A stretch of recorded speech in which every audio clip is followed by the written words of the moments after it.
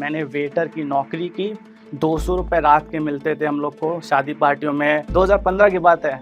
जीवन में पहली बार google.com से मेरा इंट्रोडक्शन करवाया। TCS, विप्रो, कॉग्निजेंट, CTS और टेक महिंद्रा, इन किसी कंपनियों में मैं बैठा ही नहीं, सिर्फ घमंड के चक्कर में। मैंने 4 मांगे थे। 1 घंटे बाद मुझे ईमेल आता है, उसमें 8 लाख प्लस 1 लाख वेरिएबल, 9 लाख की मेरी पहली सैलरी थी। पूरी कहानी को सुन के अगर आप डेटा साइंस में आना चाहते हो तो प्लीज़ ना आइएगा, क्योंकि नमस्कार दोस्तों, मेरा नाम सुमित शुक्ला है और मैं एक सीनियर डेटा साइंटिस्ट हूँ। अब डेटा साइंस शब्द आप लोगों ने बहुत सुना होगा। बहुत लोग डेटा साइंस सीखना चाहते हैं और बहुत सारी एजुकेशन कंपनी आजकल डेटा साइंस सिखा भी रही हैं। लेकिन मेरे जीवन में डेटा साइंस की शुरुआत 2015 में हुई थी। अब ये वो समय था जब कोई डेटा साइंस के बारे में जानता भी नहीं था। तो मेरे जीवन की शुरुआत कैसी हुई, मैं कैसे डेटा साइंस में आया और कैसे मैं एक कंपनी खड़ी कर पाया जिसका आज जो टर्नओवर है वो लगभग 2.5 करोड़ रुपए है। इस पूरे टॉक के ज़रिए मैं आपको वो सब बताऊँगा। अगर आप डेटा साइंटिस्ट बनना चाहते हैं तो ध्यान से सुनिएगा मेरी जर्नी के बारे में, और मैं आपको बताऊँगा कि मैंने सब कुछ कैसे किया। मेरे जीवन की शुरुआत होती है कानपुर से, और कानपुर में मेरे जो फैमिली बैकग्राउंड है वो कुछ खास नहीं था। हम लोग बहुत गरीब थे। मेरे पिताजी मल्टीटास्किंग स्टाफ में पोस्ट ऑफिस की पोजीशन में थे। अब मल्टीटास्किंग स्टाफ बता दूं तो ये वो आदमी होता है जो ऑफिस के सब काम करता है। अगर पोछा लगाना हुआ, झाड़ू लगानी हुई, टेबल साफ करना हुआ, पानी पिलाना हुआ, वो सब मेरे पिताजी काम करते थे। हम 2 भाई थे और हम 2 भाई हैं, और मैं छोटा हूँ, मेरे भैया बड़े थे। मेरे भैया बचपन से ही पढ़ाई में कमज़ोर थे। अगर आपने तारे ज़मीन पर फ़िल्म देखी होगी, तो जो उस बच्चे की हालत थी, वो मेरे भैया की हालत से बिल्कुल थोड़ी बहुत मैच खाती थी। उनको समझ में नहीं आता था कि क्या पढ़ना है और कैसे पढ़ना है। अ, बचपन में क्या हुआ किस्सा कि 2006 की बात थी, पहली बार हम दोनों भाइयों ने अपने माँ-बाप को रोते हुए देखा। अब उस छोटी-सी उम्र में कोई भी छोटा बच्चा अपने माँ-बाप को रोते हुए देखेगा तो सोचेगा ज़रूर कि क्या बात है। वही बात हम दोनों भाइयों के साथ भी हुई। तो मैंने लोगों को बोलते हुए सुना है कि उनको पता नहीं चलता है कि वो बड़े कब हो गए, उनके में अक्ल कब आ गई। लेकिन मैं कब बड़ा हो गया था, मेरे अंदर कब अक्ल आ गई थी, वो एग्ज़ैक्टली वही दिन था। हम दोनों भाई उस दिन बड़े हो चुके थे। थोड़ी देर पापा-मम्मी के साथ बात करने के बाद मालूम चला कि हम लोग की फ़ीस की प्रॉब्लम है। बचपन से ही पापा चाहते थे कि हम दोनों अंग्रेज़ी मीडियम स्कूल में पढ़ें, लेकिन आप लोग जानते हैं अंग्रेज़ी मीडियम स्कूल की जो फ़ीस होती है बहुत ज़्यादा होती है। तो पापा ने एडमिशन तो करा दिया था, लेकिन फ़ीस के लिए बहुत परेशानी होती थी। तो बचपन में पापा-मम्मी की हेल्प करने के लिए जो सबसे पहला काम हमने किया, मेरे और मेरे भाई ने, ख़ासकर मैंने जो किया, वो एक टीचर के रूप में पढ़ाना चालू किया। मैं खुद एक छोटा-सा बच्चा ही था, लेकिन आस-पास के बच्चों को पढ़ाना चालू किया, वो मेरा पहला काम था। वहाँ से हम लोग ने जो भी हो सकता था अपनी फैमिली को सपोर्ट करने के लिए, वो सब कुछ किया। मैंने वेटर की नौकरी की, 200 रुपए रात के मिलते थे हम लोग को शादी पार्टियों में वेटरगिरी करने के लिए, वो भी काम किया। भैया हमेशा फेल हुआ करता था, और जब वो 9th क्लास में पहुँचा तो स्कूल वालों ने बोल दिया कि भैया अब हम लोग इसको आगे प्रमोट नहीं करेंगे। उस साल से वो मेरे साथ पढ़ने लगे। अब वहाँ पे जब वो मेरे साथ पढ़ने लगे, तो मुझे ना चाहते हुए भी भैया को साथ में पढ़ाना पड़ा। मैं अपने साथ भैया को भी पढ़ाने लगा, और वहाँ से मुझे मालूम चला कि मैं एक अच्छा शिक्षक भी बन सकता हूँ, क्योंकि मैं भैया को पढ़ा पा रहा था। जीवन में पहली बार भैया पास हुआ था। वो मेरे माँ-बाप के लिए भी एक बड़ी शॉकिंग न्यूज़ थी और मेरे टीचर्स के लिए भी एक बड़ी शॉकिंग न्यूज़ थी। उस सक्सेस से मैंने एक काम चालू किया, मैंने और भी बच्चों को पढ़ाना चालू किया। मैं खुद एक 10th क्लास का बच्चा था, लेकिन मैं 9th क्लास, 10th क्लास और 11th क्लास तक के बच्चों को पढ़ाने लगा। एक कोचिंग क्लासेस चालू हो गईं, और देखते ही देखते मैं उस समय 10 से 15 हज़ार रुपए कमाने लगा। आप एक बात समझ लीजिए कि बड़ा करने की चाह मुझे बचपन से ही थी, मुझे सेटल नहीं करना था। अब मैं 12वीं क्लास पहुँचा, मैं कानपुर में 10th पोजीशन में आया था, 92% नंबर थे। मेरे पास 2 रास्ते थे। मेरा आईआईटी मेंस में हो गया था, मैं आईआईटी जा सकता था। अगर मैं 1 साल और पढ़ता तो मेरा आईआईटी भी निकल जाता। लेकिन मेरी माँ ने मुझे एक दिन बुलाया और मुझसे बोला कि सुमित, तुम्हारे कारण तुम्हारा भाई आज यहाँ तक पहुँचा है। वो 12वीं पास हो गए थे भैया, 60% नंबर आए तो बहुत बड़ी खुशी की बात थी। तो मेरी मम्मी ने बोला कि सुमित, तुम्हारे कारण तुम्हारा भाई यहाँ तक पहुँचा है, उसको इस लायक बना दो कि वो अपना घर चला सके। तो मेरे पास 2 रास्ते थे कि मैं आईआईटी कर लूँ या फिर भैया के साथ ऐसे किसी कॉलेज में चला जाऊँ जहाँ हम दोनों साथ पढ़ पाएँ। भगवान की रहम थी, भगवान का बहुत शुक्रिया अदा करूँगा मैं कि मेरा जो सिलेक्शन है फुल स्कॉलरशिप में एसआरएम यूनिवर्सिटी में हो गया। चेन्नई का एक बहुत, बहुत नामी-गिरामी, बहुत महँगा कॉलेज है। वहाँ से मेरे जीवन की ऐसी शुरुआत हुई, ऐसा टर्निंग पॉइंट आया कि ज़िंदगी बदल दी। मैं एसआरएम पहुँचा, मैं स्कॉलरशिप स्टूडेंट था, तो स्कॉलरशिप का प्रोसीजर क्या होता है कि आप पहले सेमेस्टर की जो स्कॉलरशिप होती है, वो आपके रैंक के ऊपर डिपेंड करती है। तो मेरी रैंक तो बहुत अच्छी थी, पहले सेमेस्टर की स्कॉलरशिप मिल गई, पहला सेमेस्टर कंप्लीट हुआ, 9.95 सीजीपीए। 9.95 CGPA, college topper. मेरी सेकंड सेमेस्टर स्कॉलरशिप भी क्लियर हो गई, थर्ड सेमेस्टर भी क्लियर हो गई, फोर्थ सेमेस्टर भी क्लियर हो गई। जब मैं अपने थर्ड ईयर में पहुंचा तो मेरे साथ ऐसा कुछ होने वाला था कि मुझे मालूम भी नहीं था।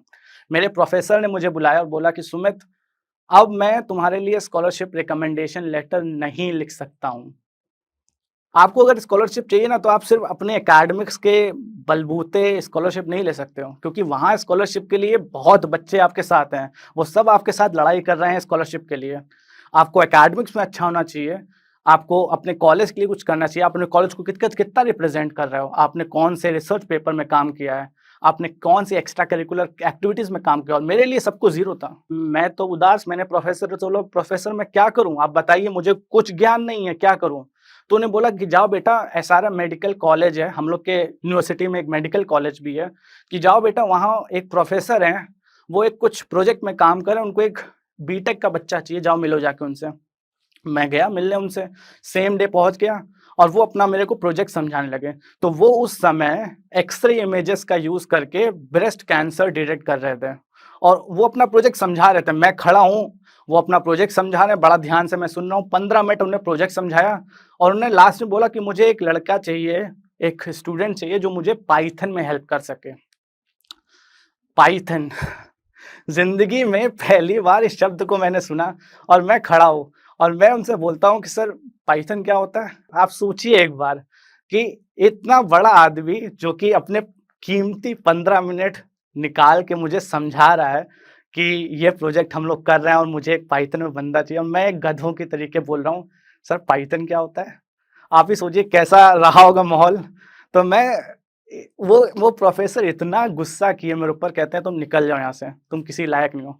अब मैं इतना उदास हो गया, मेरे आँखों में आँसू आ गए, मैं उनके सामने रोने लगा। मैंने कहा सर, आप मेरी आखिरी उम्मीद हो, अगर आप आज मेरे को अपने साथ काम नहीं कराओगे, तो शायद अगले सेमेस्टर मैं इस कॉलेज में भी ना रहूँ, क्योंकि मेरे को स्कॉलरशिप नहीं मिलती। भैया के लिए फ़ीस के लिए ऑलरेडी लोन ले लिया था पापा ने, तो लोन लेने का कोई चांस ही नहीं था। तो प्रोफ़ेसर ने मेरी काबिलियत, जो कि मेरे प्रोफ़ेसर, मेरे जो कॉलेज, मेरे जो डिपार्टमेंट के प्रोफ़ेसर थे, उसके बेसिस में मुझे अपने साथ काम करने को एग्री कर लिया हो। मेरे को बोला कि हाँ सुमित, तुम मेरे साथ काम करो, लेकिन उनकी 2 शर्त थी। पहली शर्त, तुमको रोज़ पाइथन सीखना है और मेरे को रोज़ बताना है कि कितना तुमने पाइथन सीखा।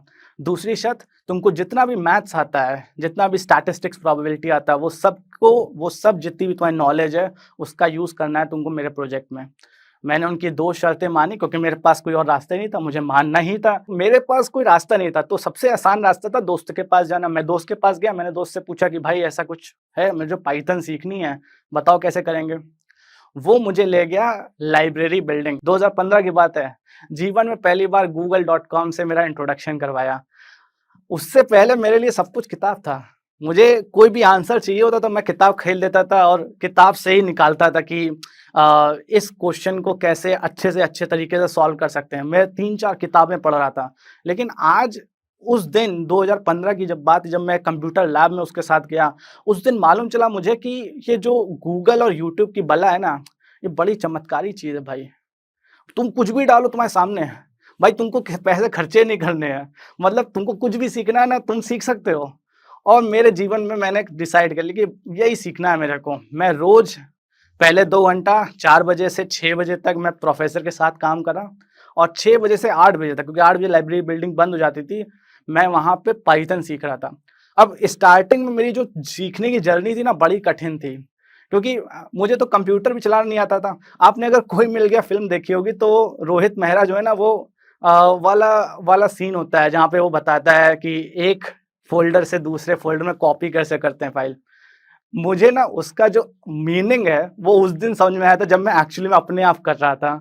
और मेरे लिए ना वो बवाली चीज़ थी। लगा क्या यार, ये तो आज तक मालूम ही नहीं था मेरे को कि ऐसे भी कुछ चमत्कार कर सकते हैं। तो ऐसी छोटी-छोटी चीज़ें मुझे बड़ी दिनों बाद मालूम चली। मैंने फ़ेसबुक में अकाउंट बनाया, मैंने सब कुछ किया, मैंने पाइथन सीखना चालू किया और 1 से 2 महीना तक मुझे बहुत समय लग गया पाइथन सीखने में। जब मैंने पाइथन सीख लिया, तब मेरे अंदर चालू हुआ घमंड का सिलसिला। अब आप तो जानते हैं, आपने रामायण तो देखी होगी कि रावण का जब घमंड निचला तो मेरा क्या चलेगा? तो घमंड का सिलसिला ऐसा चालू हुआ कि मैंने, क्योंकि मैं कॉलेज टॉपर था, 9.95 सीजीपीए साथ में पाइथन भी सीख ली थी। अब मुझे लगता था कि भाई अब मैं बना हूँ गूगल के लिए, फेसबुक के लिए और कोई छोटी-मोटी कंपनी में नहीं जाने का मेरे को।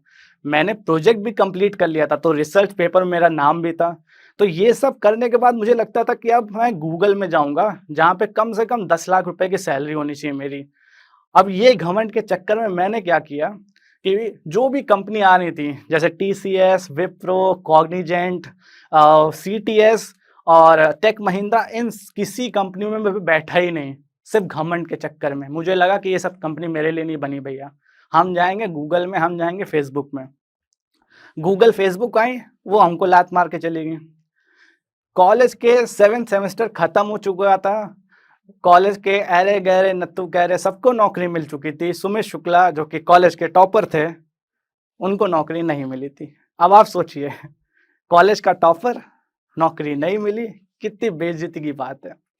उससे ज़्यादा बेइज़्ज़ती की बात ये थी कि हमारे प्लेसमेंट ऑफिसर ने बोल दिया था कि अगर अब की बार आपको नौकरी नहीं मिली नेक्स्ट सेमेस्टर, तो आपको नेक्स्ट सेमेस्टर की स्कॉलरशिप भी नहीं मिलेगी और पहली स्कॉलरशिप भी खींच लेंगे तुमसे हम। 7th सेमेस्टर खत्म करके मैं घर आया और मैंने डिसाइड कर लिया कि भैया अब सीरियसली कुछ पढ़ाई कर ले, ये हमारी नौकरी लग जाए। पाइथन के बलबूते तो नौकरी नहीं लग रही थी, तो हम हर चीज़ पढ़ने लगे, एप्टीट्यूड मेहनत करके पढ़ने लगे। अब उस समय एक चमत्कारी चीज़ आई थी भाई, जियो का अगर आपने नाम सुना होगा तो जियो उस टाइम लॉन्च हुआ था। तो हमने जियो का राउटर खरीद लिया था चेन्नई में ही।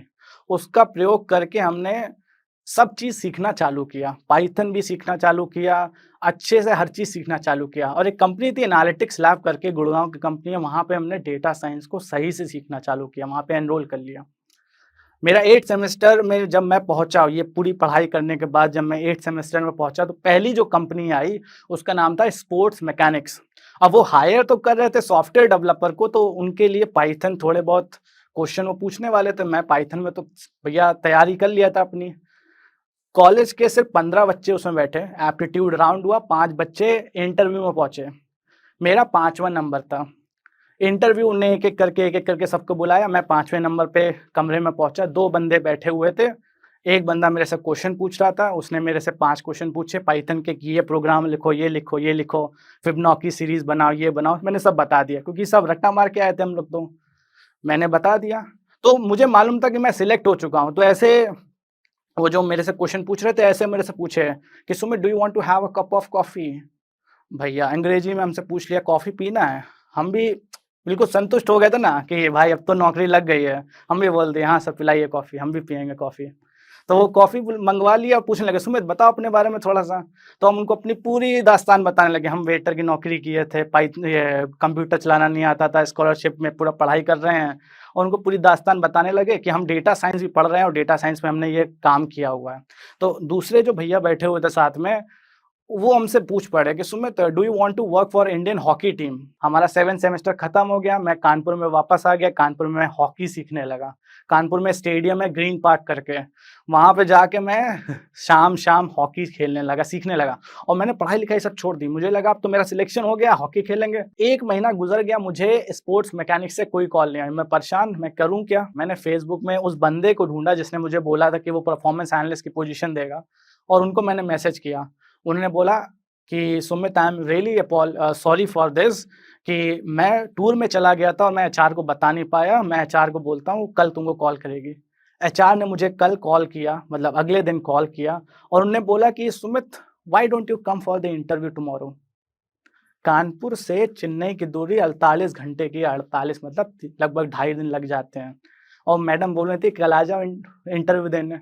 हमने कहा मैम इम्पॉसिबल है, हम कैसे आ जाएँ? मैं उसी दिन शाम को जनरल डब्बे में बैठ के चेन्नई के लिए निकल गया। इतनी ज़्यादा दिक्कत में मैं चेन्नई पहुँचा और मेरी मम्मी मेरे साथ थी क्योंकि हम छोटे थे, मम्मी हमको साथ में छोड़ी नहीं अकेले। हम चेन्नई पहुँचे और वहाँ पे हमसे इंटरव्यू में क्या पूछा कि डेटा साइंस क्या होता है? 1 महीने से हम हॉकी में अपनी मेहनत दिखा रहे थे, हम सीख रहे थे और यहाँ पे हमसे डेटा साइंस पूछ लिया। हमको डेटा साइंस में भूल चुके थे। मेरे से पूछा के मीन क्लस्टरिंग क्या होती है? अगर आप लोग डेटा साइंस पढ़ रहे होगे तो आप जानते होंगे के मीन क्लस्टरिंग क्या होती है। मेरे को नहीं मालूम था उस टाइम। मैं नहीं बता पाया, मैं रिजेक्ट हो गया। जो मेरी एक उम्मीद थी ना, जो इतनी मेहनत थी, आप सोचो आप दिन-रात किसी चीज़ के लिए मेहनत कर रहे हो और आपकी मेहनत खराब हो जाए। अचानक से सब बर्बाद, अचानक से मुझे समझ में नहीं आ रहा था मैं करूँ क्या? चेन्नई से वापस कानपुर आते-आते ना जाने कितनी बार मम्मी ने रोया होगा, ना जाने कितनी बार मैं रोया होऊँगा। मेरे पास 2 रास्ते थे। मैंने एक ऐसा रास्ता चूज़ किया जो कि बड़ा कठिन था। मैंने 1 महीना अपने आप को और समय दिया। मैंने कहा 1 महीना और लेते हैं सुमित और देखते हैं कि क्या कर सकते हैं। मैंने हर जगह अप्लाई करना चालू किया। मैंने लिंक्डइन में प्रोफ़ाइल बनाई और वहाँ से मुझे अपग्रेड के बारे में मालूम चला।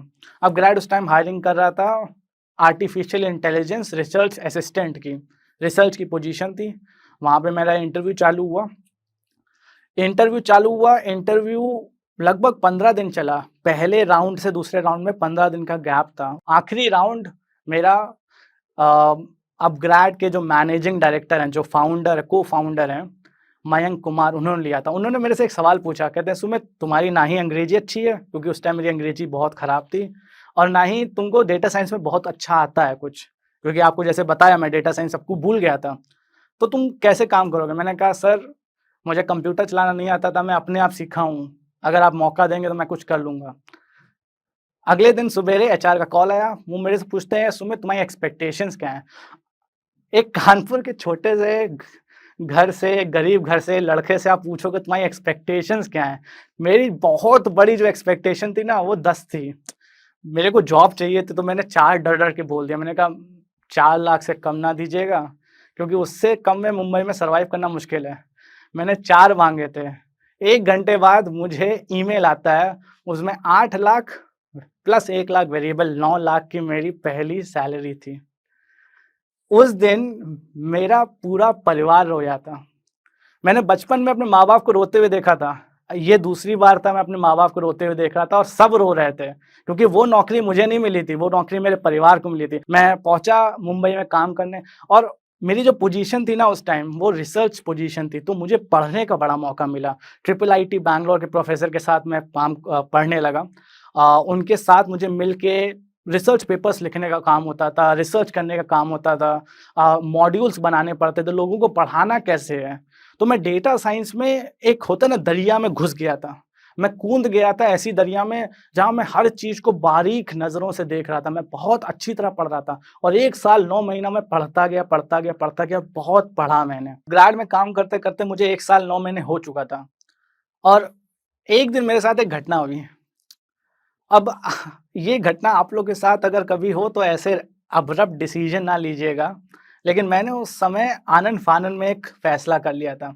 हुआ ये था कि दूसरे कॉलेज से कुछ बच्चे आए हायरिंग में जो कि मेरी सिमिलर पोज़ीशन में आए थे।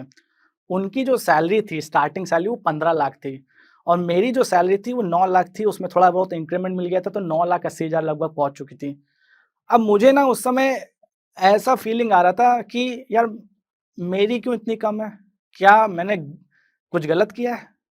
अब ये आपके लाइफ़ में होगा, आप लोग प्रोफ़ेशनल हैं, तो ये लाइफ़ में ज़रूर एक बार होएगा कि आप एक ऐसी पोज़ीशन में हो, जहाँ पे आपसे ज़्यादा भी लोग कमा रहे हैं। ऐसा होता है कॉर्पोरेट वर्ल्ड में, लेकिन मेरे साथ पहली बार हुआ था। मुझे मालूम चल रहा था कि ये नए-नए बच्चे आए हैं जो अभी पास करके कॉलेज के, इनको 15 लाख मिल रहे हैं, मुझे कम मिल रहा है। मैंने डिसाइड कर लिया कि मुझे ये नौकरी छोड़ के बढ़िया नौकरी चाहिए अब, जहाँ पे मुझे ज़्यादा पैसे मिले। मैंने अपने मैनेजर से बोला कि मुझे पैसा बढ़ाइए आप। अब आप सोचिए ऐसे बचकानी हरकत है ये, कि मैं अपने मैनेजर से बोल रहा हूँ पैसा बढ़ाओ, क्योंकि प्रोसेस होता है पैसा बढ़ाने का भी। वो कहते हैं ऐसा नहीं हो सकता है। मैंने कहा ऐसा नहीं हो सकता है तो राम-राम जी। मेरे पास सिर्फ़ 15 दिन थे एक नई नौकरी ढूँढने के लिए, क्योंकि मेरे पास कोई नौकरी नहीं थी और ये बोलूँगा कि ये मेरा दूसरी बार घमंड आ गया था मेरे अंदर। पहली बार घमंड वो आया था जब मुझे लगता था कि मेरे को पाइथन आता है, मैं कॉलेज का टॉपर हूँ तो मुझे नौकरी मिलेगी बढ़िया-सी। दूसरी बार अब घमंड आया था क्योंकि मैं इतना पढ़ चुका था। लेकिन इस घमंड को मैंने अपने आप को बर्बाद करने के लिए नहीं छोड़ा। इस घमंड को मैंने अपनी एक एक ऊर्जा बना के अपने यूज़ किया। मैंने इसको चैलेंज लिया। मैंने कहा 15 दिन अपने पास हैं, अगर मेरे अंदर सही में कुछ है ना पोटेंशियल, मुझे अपना जो घमंड है, वो प्रूफ करना था मुझे कि मैं हूँ, काबिल हूँ। मैं 15 लाख लिए नहीं, मैं बहुत बड़ी नौकरी के लायक हूँ। मैंने अपना जॉब पोर्टल्स अपडेट किया, मैंने लिंक्डइन अपडेट किया, रिज़्यूम अपडेट किया, मैंने नौकरी देखना चालू किया। अगले ही दिन मैंने रात भर रिज़्यूम बनाया, अगले ही दिन मुझे 3 कॉल आ गए। मेरे पहली कंपनी से रिजेक्ट हुआ, दूसरी कंपनी से रिजेक्ट हुआ, तीसरी कंपनी हॉपस्कॉच नाम था, वहाँ पे मैं पहुँचा। मेरा इंटरव्यू हुआ, मैं सिलेक्ट हो गया, अगले ही दिन मेरे पास नौकरी थी। 12 लाख की दूसरी नौकरी मैंने जॉइन करी, वहाँ पे 1 हफ्ता मैंने काम किया। 1 हफ्ते बाद मेरी मम्मी का मुझे फ़ोन आता है कि सुमित, मेरी हालत बहुत ख़राब है, मैं साँस नहीं ले पा रही हूँ, कानपुर आ जाओ। मैं कानपुर पहुँचा, हम दोनों भाई कानपुर पहुँच गए। वहाँ पे हमारी मम्मी की बहुत हालत ख़राब थी। हम लोगों ने मम्मी को हॉस्पिटल में एडमिट कराया और उस दौरान मैंने अपने एचआर का ना कॉल उठाया, ना ही रिप्लाई किया ईमेल का। तो जो मेरी नौकरी 12 लाख की हो चुकी थी, वो मैं नौकरी नहीं कर पाया, वो ऑफ़र हटा दिया गया। मेरी मम्मी ठीक हो चुकी थी लेकिन मेरे पास नौकरी नहीं थी, मैं कानपुर में बैठा हुआ था। एक दिन अचानक से मुझे अपग्रेड से कॉल आता है। वो लोग बोलते हैं कि सुमित, जो तुमने मॉड्यूल बनाया था, जो तुमने कोर्स बनाया था, उसको प्रोफ़ेसर जो लेने वाले थे, तो ट्रिपल आईटी के बैंगलोर के प्रोफ़ेसर पहले वो पढ़ाते थे। वो प्रोफ़ेसर कुछ मेडिकल इश्यू के कारण ये क्लास नहीं ले पा रहे हैं, क्या तुम ले सकते हो? अब मेरे पास उस टाइम में कोई काम तो था नहीं, मैंने कहा हाँ, ले लूँगा। और उस क्लास के लिए मुझे ₹1000 देने को तैयार थे। मैंने कहा 1 घंटे के ₹1000 कोई गलत बात तो नहीं है, ले लूँगा। मैंने वो क्लास ली और क्लास लेके मैंने क्लास बंद करके मैं वॉशरूम गया हूँगा कि मैं वापस आके देखता हूँ कि मेरे मोबाइल में 3 मिस्ड कॉल पड़ी हुई थी। मैंने कॉल बैक किया, बड़ी हल्की आवाज़ बोला, क्या हुआ? वो बोलते, सुमित तुमने क्या कर दिया है? मैंने कहा क्या कर दिया है? कह रहे बच्चे लोग चाहते हैं कि सिर्फ़ तुम पढ़ाओ अब। बच्चों ने क्या किया था कि जो एमडी थे अपग्रेड के, जो एमडी हैं अपग्रेड के, उनको मेल डाल दिए थे। कहते चाहिए तो सुमित चाहिए अब। हर क्लास अब सुमित से पढ़ाने हैं, हर क्लास सुमित ले अब। तो इस तरह से सुमित शुक्ला, जो कि टीचर था बचपन में, जिसने भाई को भी पढ़ाया था, आज ऑनलाइन टीचिंग में भी अपना कदम रख चुका था। वो दिन था 9 जून 2019 जब मैंने पहली बार ऑनलाइन क्लास ली थी, अपग्रेड के साथ। आज अपग्रेड के साथ मैं लगभग 1600 क्लासेस ले चुका हूँ। एक लौता टीचर हूँ जिसने 1600 क्लासेस ले चुका हूँ और आज मैं हर कंपनी के साथ पढ़ाता हूँ। Upgrade, simply learn, great learning, Unacademy, coding innovators, coding Ninja, बड़े-बड़े कॉलेजेस के नाम ले लीजिए आप। एलपीयू, चितकारा, चंडीगढ़, एनएमआईएस, मुंबई और बड़ी-बड़ी कंपनियों के नाम ले लीजिए। मेरी जो कंपनी है, वो आज सब कंपनियों के साथ काम करती है। हम लोग का 2.5 करोड़ का बिज़नेस है। आप सोचिए कि अगर वो मैंने डिसीजन ना लिया होता ज़िंदगी में कि मुझे कुछ बड़ा करना है, तो आज शायद यहाँ तक ना पहुँचा होता मैं। तो ज़िंदगी में आपको कुछ करना है ना, तो सेकंड थॉट लेके ना चलिए। मेरी ज़िंदगी में मुझे मालूम था कि मेरे अंदर पोटेंशियल है, मैं कुछ बड़ा कर सकता हूँ, मैं कर लूँगा और मैं उसी के रास्ते में चलता रहा। मैंने कभी नहीं सोचा था कि मैं 1 करोड़, 2 करोड़ कमाऊँगा। पूरी कहानी को सुन के अगर आप डेटा साइंस में आना चाहते हो, तो प्लीज़ ना आइएगा। क्योंकि डेटा साइंस में मैं कुछ बन पाया हूँ क्योंकि मुझे प्यार था। मुझे प्यार था डेटा से, मुझे प्यार है वो काम से, मुझे प्यार है पढ़ाने से। मैं पढ़ाता हूँ अपने बच्चों को तो ऐसा पढ़ाता हूँ कि जैसे मैं अपने आप को पढ़ा रहा हूँ। तो अगर आपको डेटा साइंस में आना तो अपना प्यार पहले सोचो। डेटा साइंस ही सब कुछ नहीं है। आजकल बच्चे लोग परेशान हैं कि यार मेरे को भी डेटा साइंस सीखना है, मेरे को भी डेटा साइंस सीखना है। डेटा साइंस सब कुछ नहीं है, ये ध्यान में रखो, डेटा साइंस सब कुछ नहीं है। अगर तुमको किसी भी चीज़ से प्यार है, शिद्दत से प्यार है, वही चीज़ करो, तुमको वही चीज़ कमा के देगी और ऐसा कमा के देगी तुमको मालूम ही नहीं चले कब तुम करोड़पति बन गए। आज 27 साल की उम्र में करोड़पति मैं बन चुका हूँ।